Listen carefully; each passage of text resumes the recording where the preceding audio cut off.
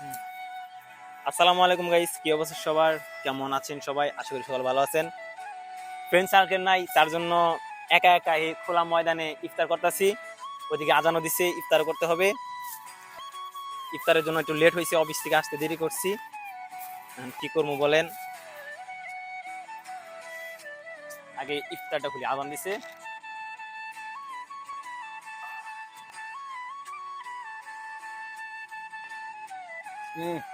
পানি প্রচুর ঠান্ডা।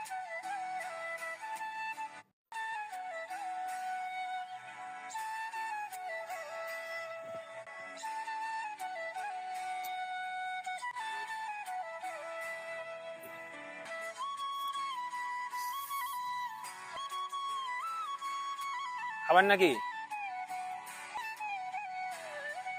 এই রমজান মাসে সারাদিনে একটাই শান্তি পাওয়া যায়, ইফতারের সময় ইফতারি নিয়ে যখন এক গ্লাস পানি পান করা হয়, তখন যে পরিমাণ শান্তি না পাওয়া যায়, দুনিয়ার সব শান্তি আপনারা আনিয়ে দিলেও ওই শান্তি আপনার জীবনে উপভোগ করতে পারবেন না।